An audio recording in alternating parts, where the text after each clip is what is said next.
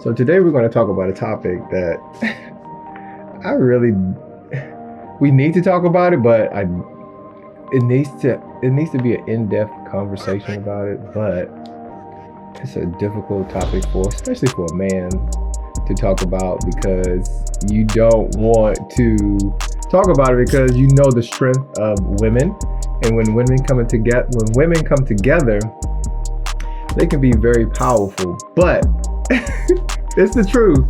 But as a man of God, we have an obligation to speak up about the Word of God. So, and the righteousness, or what the laws, or how we're to govern ourselves in reference to Scripture and the law. So today we're going to talk about the feminist movement and the positive effects and the negative effects of a feminist movement. So I guess we'll start out with a little history on the feminist movement, and then we'll go right into it. So bear with us today.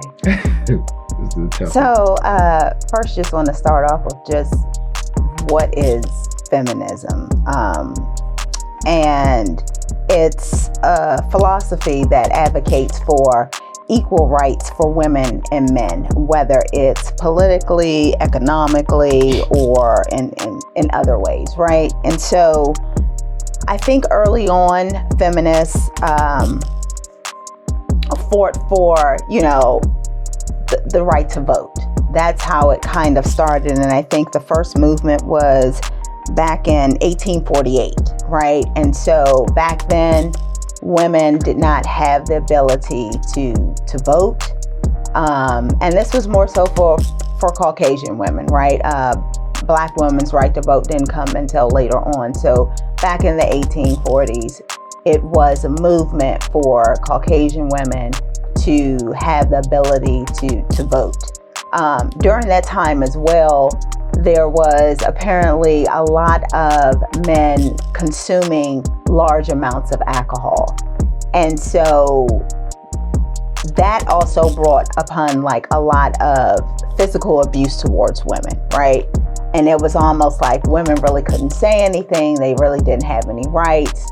Once you got married, your husband was over you, enough said, right? So, moving forward, there was a second wave that was in the 1960s, and that wave lasted for about 20 some years. This was focusing more on sexual assault. I think back in the Montgomery bus boycott in particular, was that there were a lot of women who were catching public transportation who were being sexually assaulted on those bus routes. So again, it was women voicing hey, we should not be subjected to this kind of abuse or this kind of assault. And, as a world, we need to, or society, we should do whatever necessary to protect women. Back then, they were also focusing on ideologies and events that reduced women to basically objects of desire. Commercials back then, it was, women who had to have a certain image, they had to look a certain way, they had these certain standards of beauty that in some sense was unrealistic. Of course, that was when they had the Miss Pageants started back then as well. And so it kind of devalued women, where you're just something pretty to look at. So they were pushing against that. They were pushing against the sexual assault. They were pushing against, how women were supposed to be, period, right? And then there was a third wave in the 1990s. And I think this kind of started because of the Anita Hill case, right? That was against the Clarence Thomas. Thank you, Clarence Thomas. And again, you had sexual assault at the forefront of it, and having, the right to say, hey, my body is my own. No one has the right to do anything to my body. And so because of these various movements, we are where we are today. Now, again, back in the 1800s and perhaps in the early 1900s, people looked at feminism as a very positive thing. Now you don't see that as much. Feminism can kind of be looked upon as a negative thing.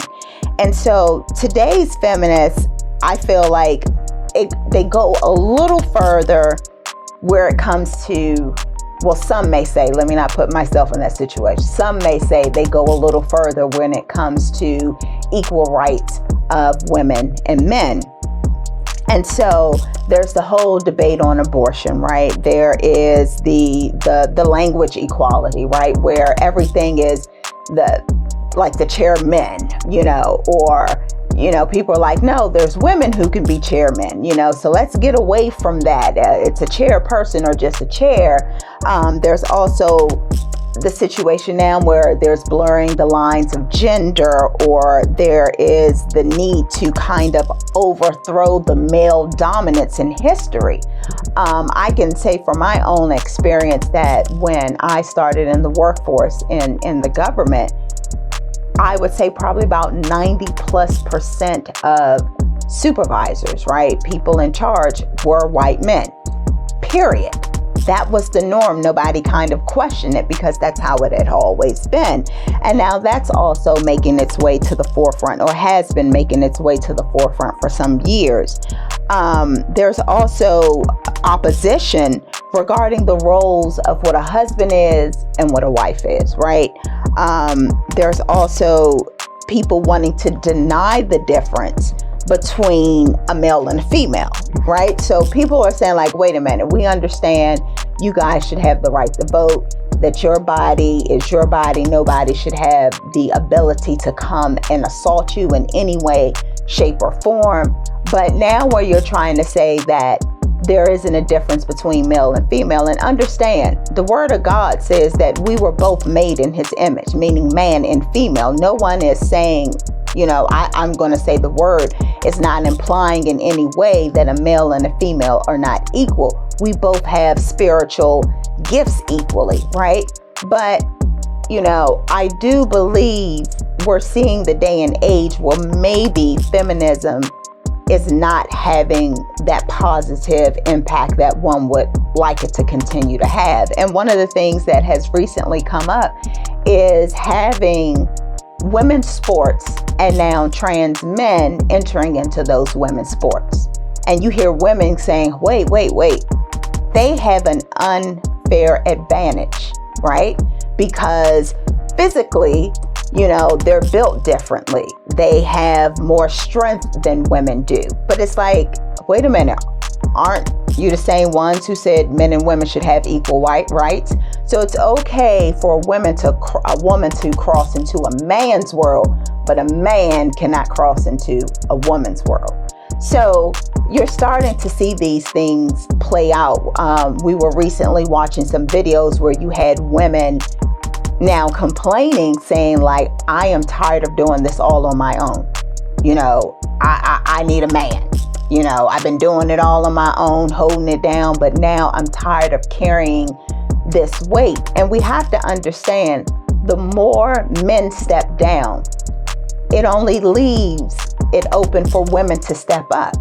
And now we're carrying all of this weight on our own.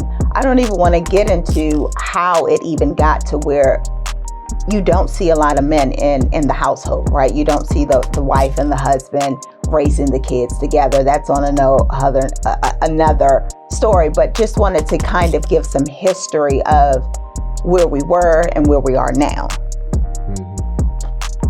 Yeah. I just, first of all, want to apologize on the behalf of men, because literally everything starts, where we are today, it starts with men. So I want to apologize for the iniquities and lawlessness of men, because if more men were righteous, if more men had some kind of standard that they live by and were guided by, you wouldn't have women the way they are today. You wouldn't have women wanting to feel like, oh, I want to be more than, or feel like I am a part of, or feel like have any kind of whatever they're thinking in their mind if men were doing what they are supposed to do.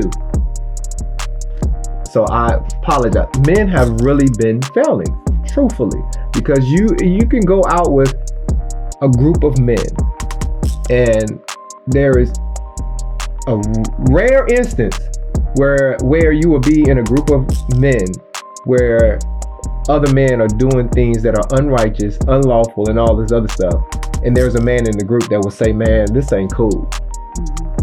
It's rare. So what happens?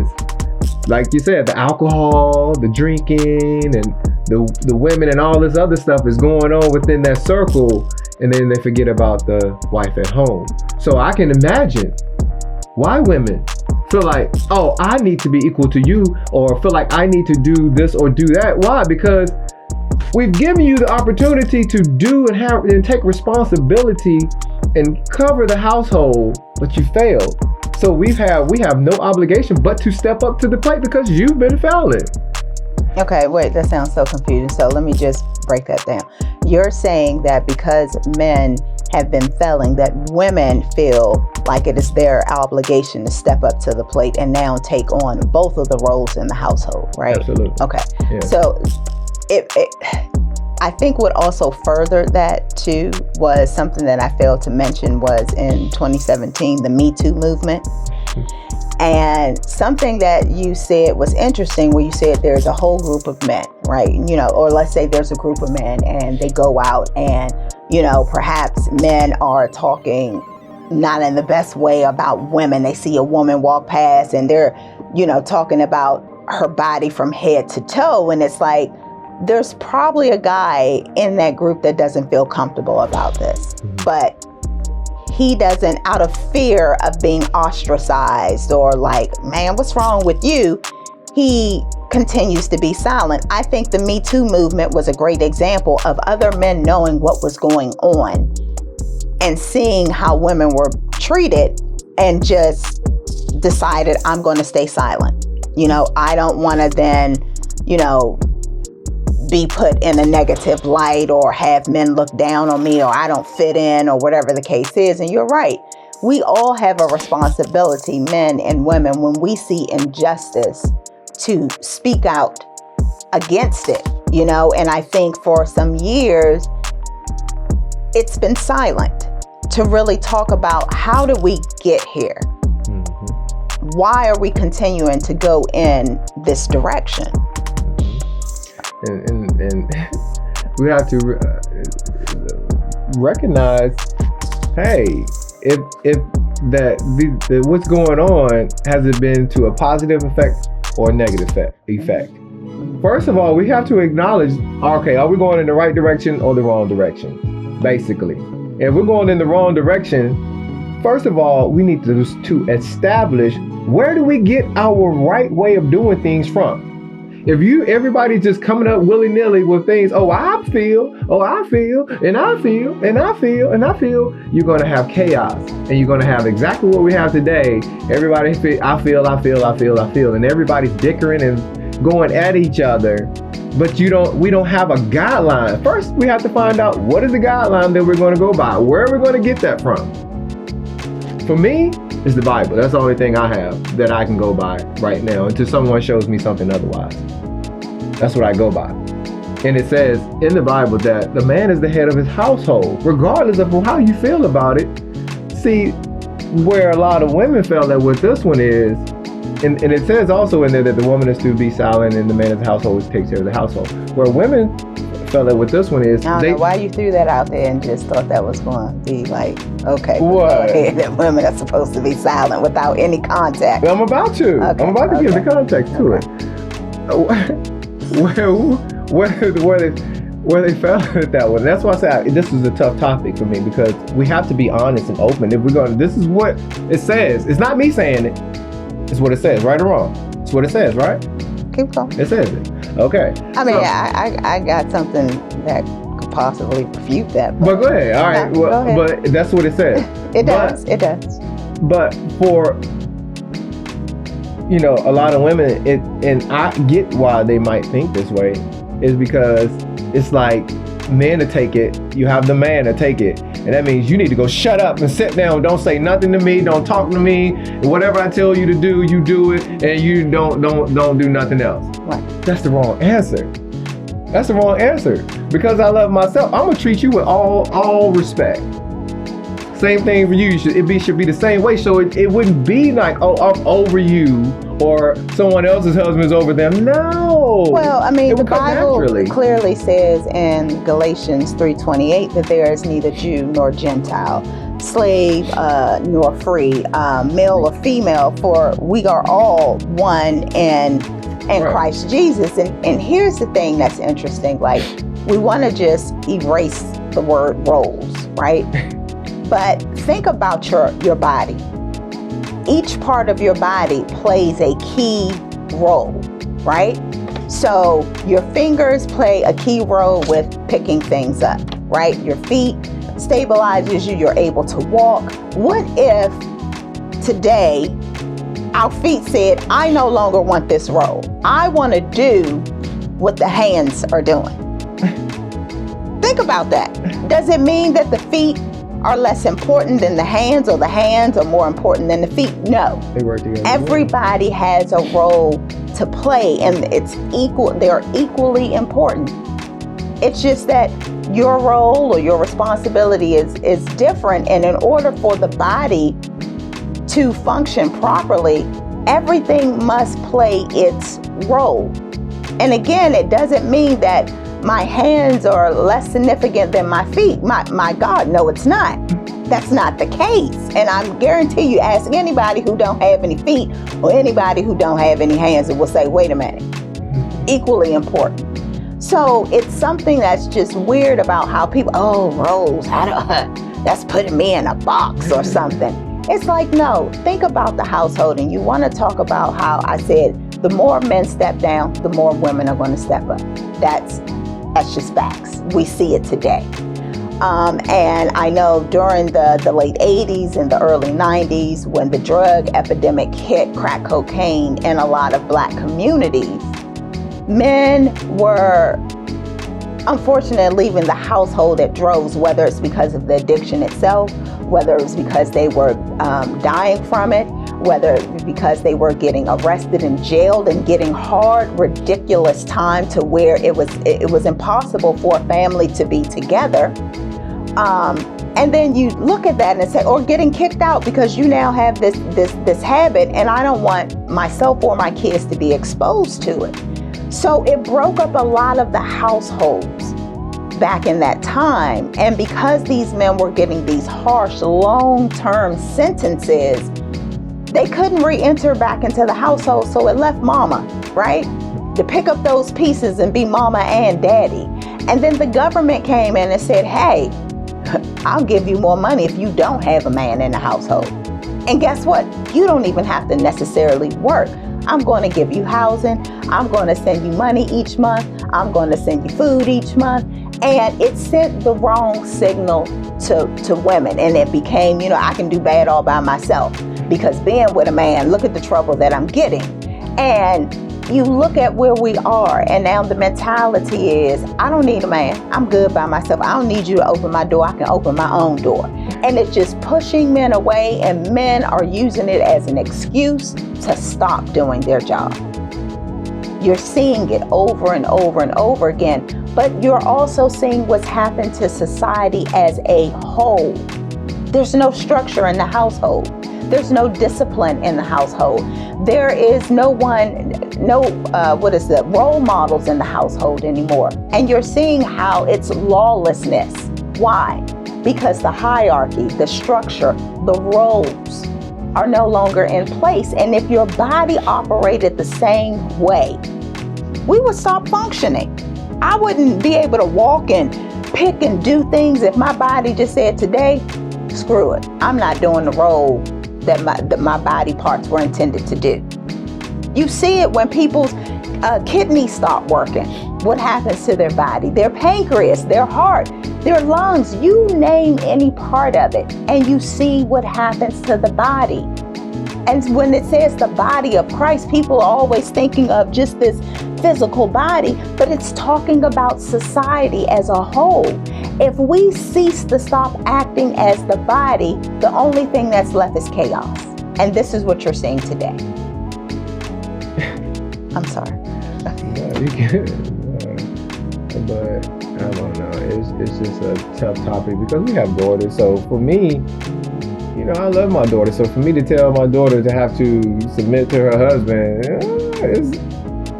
it's an uncomfortable thing. But what does that mean? Everybody thinks submit is I'm bowing down to you, or whatever you say, go. Submit is another. It's a word that's not bad. Just like roles is the word roles is not bad. Mm-hmm. Here's the thing: I respect my husband. I trust my husband because I trust the God that's in my husband and his character, what he does, his actions, not just his words, allows me to trust him that he is going to lead our family in the right direction. Okay? But I think you said a key word there, though. Yeah, I think, and this is why you have a lot of that people that are against that is because they don't have the trust. True.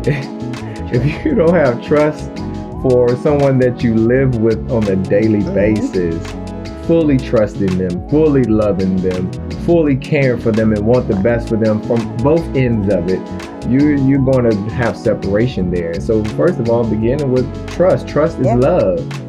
Trust is, trust that you're going to do the right thing. You're going to put our family and our family needs first, you know, and if you don't trust a person, how can you truly have a relationship? Period. Yeah. How can you really be transparent and open if you don't trust that person? And so that's a huge thing. If my husband comes and he has an idea and I disagree with it, we have a conversation. It doesn't mean that he's always right or I'm always right or he's wrong or I'm wrong. We have a conversation. That's why we are joined together. Because there's things he may see that I may not see or vice versa, and we come together. But if I trust my husband, I'm willing to put that weight on him because I know he's able to carry it and handle it. Just like giving birth, I know I can't put that on my husband. That's my role. I'm capable. I was equipped. I was made for that task, not him. But it doesn't mean that he's weak or, you know, we're not equal. I was just built for a different reason, just like him. I'm supposed to be putting that weight on him. He's built differently. I shouldn't have to carry that.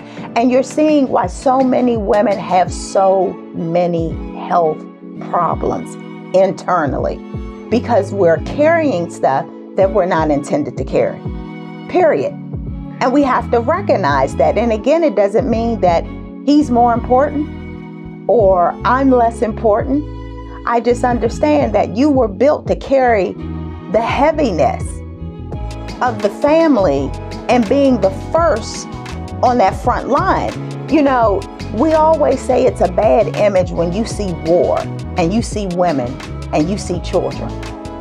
But you see a man, it's like, okay, he was built to be out there in the battlefield. It's not saying that I can't go out on the battlefield, but it's like, it's okay. He was built to do that. And so I don't see anything wrong with roles. I don't look at it as a bad thing. I can submit to my husband, meaning when I say submit, that means trust him to do what's right for the family because of his character, because of his heart, because of his walk with God. That's why I can submit. And again, submit is trust for him to be the head of the household. But it doesn't mean that the man, that the husband goes out and just does everything. That's true. You know? That's key. Communication. Like if he is having a thought, he's going to come and have a conversation with me. But I think, you know, too, where we have a lot of issues, and I'm always going to say it's a man's fault, regardless, is that we don't have true images of men that are giving the full image of God here on earth. True. Period. What does that look like? Yeah. What does the full image of God look like in a man? If the majority of men out here going to strip clubs, drinking all day, smoking all day, hanging out, playing video games, that's the image that the next generation is going to pick up. You know, so if we were feeding yesterday, and I'm just looking at this guy walking around with the beer in his feeding the homeless, or the needy, the needy, and you know, I'm watching this guy. It's 12 o'clock noon, and he's walking around with a beer in his hand. You know, but their kids and other people are around. Mm-hmm. So that puts the image in their mind without them that it's okay. To be drunk at, you know, drinking beer at noon. Well, he was drunk at noon. You know, so it's a moment, we're in a moment in time where there is a transition now going on where there is a need of more men to be the image. Jesus talks about it a lot, about becoming the light. And until more men become the light, we're going to get exactly what we have today.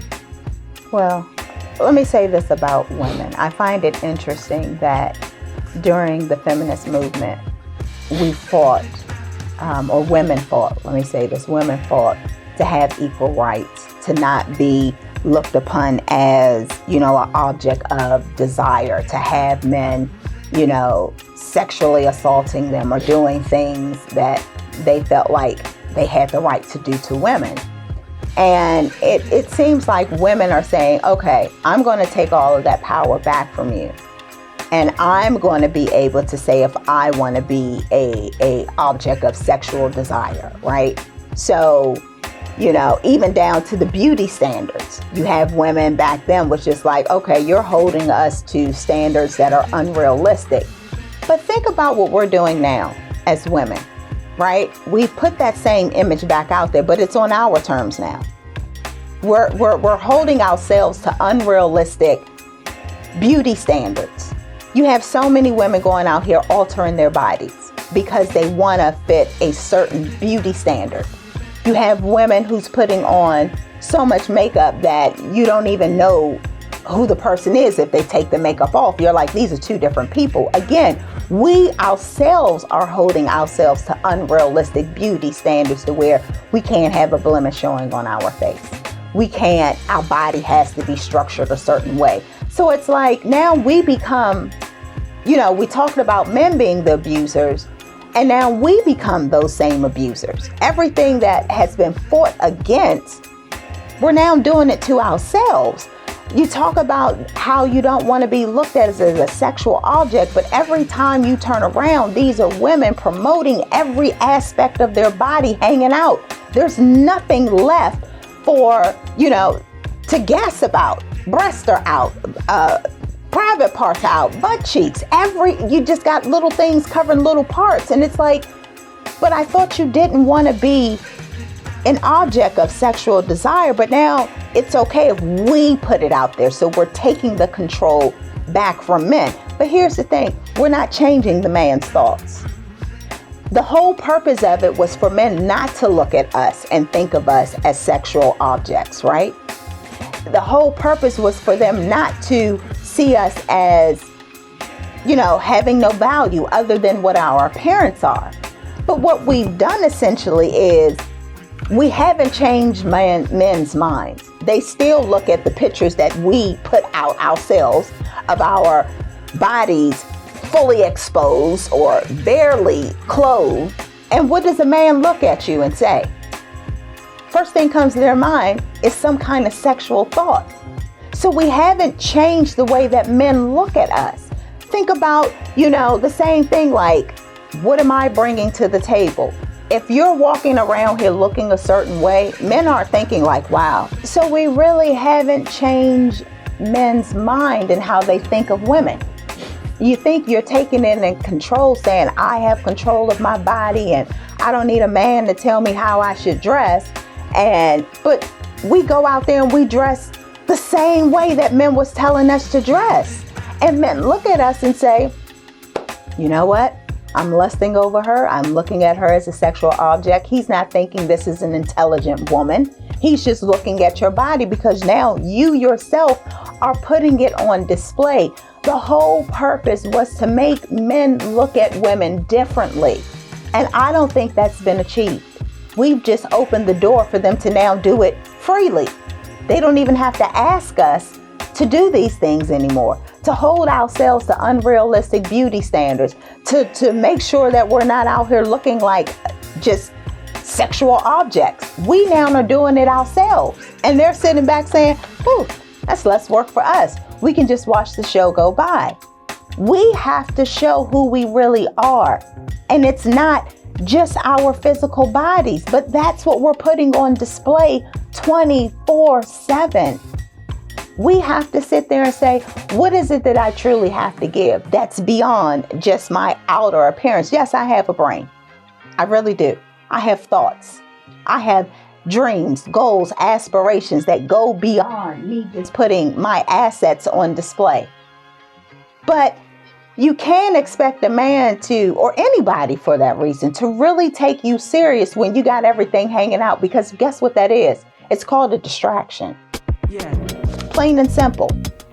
I can't even focus on what you're saying because I'm too busy trying to say, like, what is all this going on? So we have to be responsible for the image. We say we're responsible for our own image, but to me, it just looks like we took that image that men had of us, and now we're the ones putting it out there, and nothing has changed. So I think we need to go back to the starting board and say, what is it that we're trying to achieve by this? And I'm not saying all women are doing this. I think there's a lot of women out there who are, trendsetters that are really making impactful decisions and showing young women, like, this is what you should aspire to. That whatever you put your mind to, you can do it. But let's get away from the narrative that we hated so much that men put out there. Let us get away from it and stop now being the ones putting it out there, and be an example of what a godly woman, a woman with respect, a woman with morals, a woman with integrity, a woman with belief, a woman with standards. I don't have to sit there and curse every other word to prove that I'm strong. That actually shows I'm kind of stupid, because there's so many other words that you can use. I don't have to put my body on display to say that I've taken control of my body and my image. No, I don't have to do that. So there's other ways to show that we're strong. There's other ways to show that we're resilient. There's other ways to show that we're not going to be anyone's doormat, other than what we're doing right now, because it's ratchet, it's raunchy, it's nasty, and it's like, truly, is that the image that you want people to look at you and say? No, you don't. So we need to try harder. Go back to the drawing board and figure out what it is that we really want to show the world. Some women may say that's the image that they want, because they're in their mind right now where they are in their reality, especially when it comes to money. In their mind, I'm making the money, but they haven't seen further in the future, 10, 15, 20 years to know, hey, in 20 years, 15 years, 10 years, that money it's not going to matter to you anymore as much as it does now. But you're still going to have that what? Image. But it comes from self-love. Yeah, I know. So when you don't love yourself, you're looking for everyone else to love you, to make you feel better about yourself. You become an attention seeker, right? You're looking for validation. You're looking for approval. You're looking for love. You're looking for everything to make you feel whole, when it starts within. We have to first love ourselves so that we're not looking for someone else to say, I'm beautiful, I'm smart, I'm complete, I'm whatever it is, fill in the blank, because I know it myself. And that's another thing. When you don't know who you are, when you don't know what true loving yourself looks like, you see this behavior playing on front stage right now, that we're seeing playing out on front stage right now. Well, you said something that was so key, and I think everybody needs to recognize this, is when you have self-love, you don't when you have self-love, when you care about who you are, when you love who you are, from the crown of your head to the soles of your feet, you don't want to attach your name to a certain name, feminism, certain religion, or certain whatever other names that people come up to say, okay, I identify with you. You don't do that anymore. When you love who you are as a person on the inside, this is I am who I am. Yeah.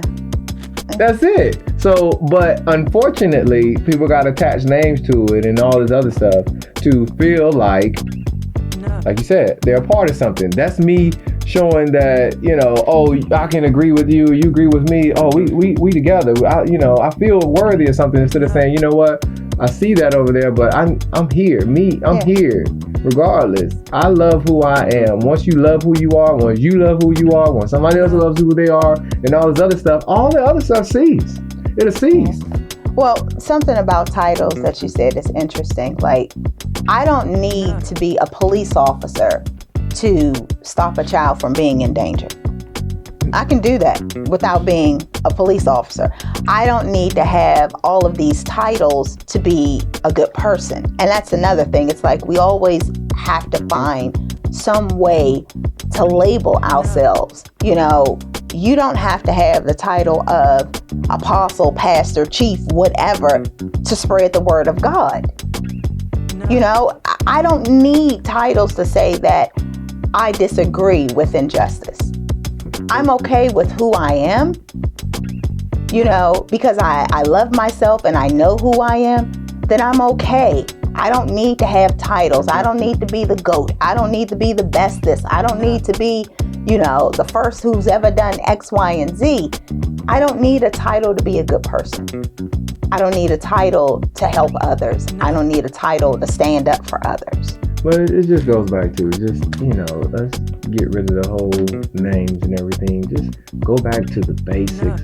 Treat me how you want to be treated. Love. Yes, treat me how you want to be treated. But you can't treat somebody that way unless you first love yourself in order for you to love someone else. I agree. But if you get to that point, right, all the other stuff, you love yourself, you're gonna treat somebody else with love. That's right. Hands down. You're going to treat somebody with love. And unfortunately, you have a lot of people today that don't love who they are, and they're walking around acting like they love who they are, but it's written all over their face, it's written all over their body, it's written all in their life, and their actions. And they're acting like nobody can really see it. But a real person that loves who they are, that loves the God within themselves, they can point them out anywhere. You can see it. And when you see people like that, you have to go you give them some information if they want it, and then you go the other way if they don't want to listen. Why? Because you'll find yourself caught up in that same that self-hatred that person has. They might not tell you that they have self-hatred. Most people won't. But it's the action that says otherwise. People today feel like, oh, I got to have a title to feel like I am something. No, you don't. No, you don't. You got to love yourself right where you stand today. Right where you go look in the mirror. You got to love that person right where you stand today. And I guarantee you, half of the stuff that's going on in the world today will cease.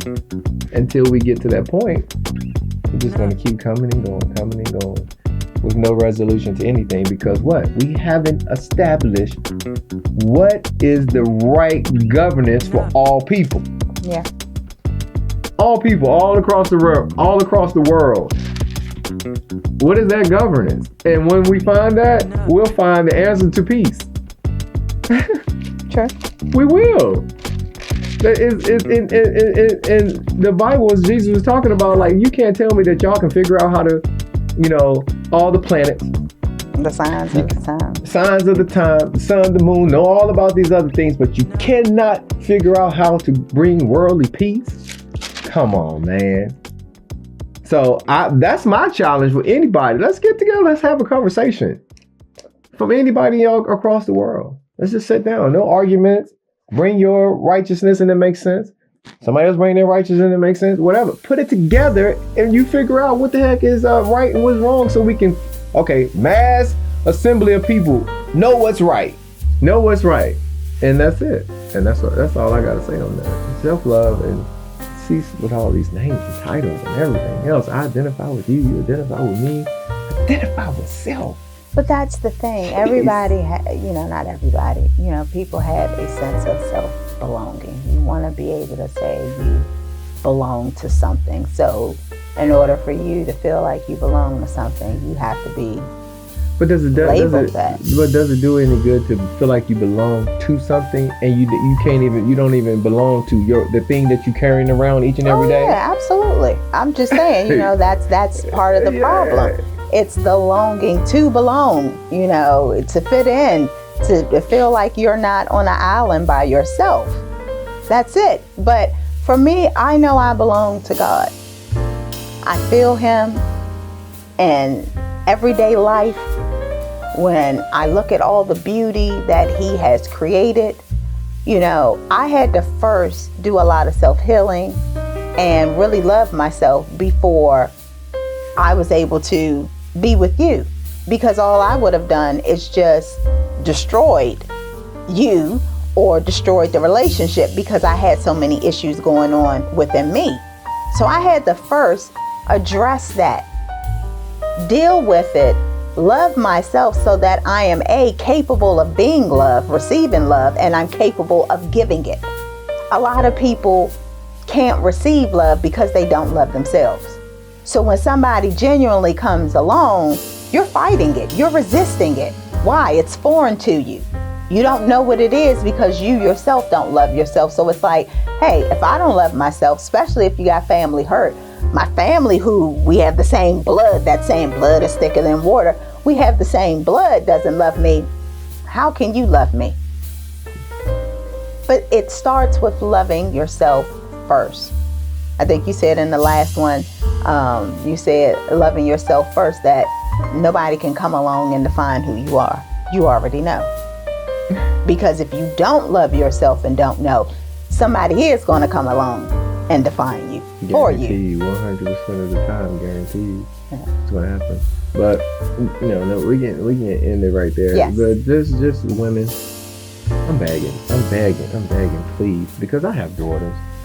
I know other men out here that have daughters, and it's hard for a parent to live a righteous life and doing things righteously, and you have your children going out in the world, your daughters going out in the world, and the image that they are getting from women is put a whole bunch of makeup on, show all the body that you got. Treat men, get men, just go for the men that got money, and all these other men don't matter. And that's what a woman is. Talk dirty to a man, screaming at him and stuff. That's a woman. That's not it. We don't need more women. We need more wives. A wife is different. No. What? We don't need more females. Is that, or wait, I guess. It's because the difference between being a woman and being a wife. Every woman, and this is my thing, I think that every woman on earth wants to be married. I say I say we have a lot of females, because when you're born into the earth, you're a female without any control. I say we don't have enough women. This is different. Females. When I'm born into this, that's my anatomy. I'm labeled as a female. There's no work required from me to be a female. But to be a woman, you got to put work in. You got to be a woman first before you can be a wife. True. So that's why I'm saying, we need more women so they can become wives. The problem is we go from females to wives. There's no transition. You're just saying, hey, I was born with this anatomy. Boom, I'm going to go get married, and I'm not even going to know what it is to be a woman. I was going all the way I'm still acting like a child. I haven't put away my childish ways, and now I'm supposed to raise my kids. I'm supposed to be a wife to my husband or whatever it is. So I got what you were saying. No, I was going all the way to the end. Just like that's, but you're right. Make sure you become a wife before you become a wife. But I'm like, you hope. But you're right. Thank you for filling that in, because my hope is that, okay, every woman wants to be a wife. Let me just show you that it's different. But that's the same saying for men, right? We have way too many males, which is you were born into the earth. Man, don't beat us up.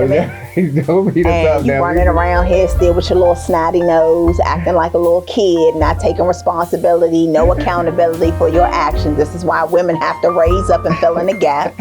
So we need more men, not males. We need those males to transition into actual men who transition into actual fathers. I'm gonna say something. I'm gonna go to husbands as well, though. Like husbands, fathers, all of that. We need more husbands that are righteous husbands and love their wives with everything, every bone in their body, so we can stop having men out here just sleeping with a whole bunch of women out here sleeping with a whole bunch of men, and you wonder why there's so much disease in the world today. You know what, I'm gonna say this, and this is probably gonna sound bad. Mother's Day cracks me up because people always like, oh, happy Mother's Day. A mother doesn't make you a mother because you had a child. Oh man, that's another topic on itself. Okay, we're going to end on that one. Yeah, we'll talk about that next week. A mother doesn't make you a mother. Just because you had a child. Just because you had a child. Man, that's next week's topic. Okay. A mother doesn't make you a mother just because you had a child. All right, until next week, remember to like, subscribe. Share. Shusha. Subscribe. I said shusha. Shushi. Remember to like, subscribe, and share with your friends, because every now and then someone else needs some love and encouragement. Until the next time. Love you. Peace. Okay. Really got that. Well, I was trying to walk through memory lane though. 1970s, and then 1990s, it just fell off the handles with all these women rappers and everything. And ever since then, we've been going downhill. So, but there's hope, right?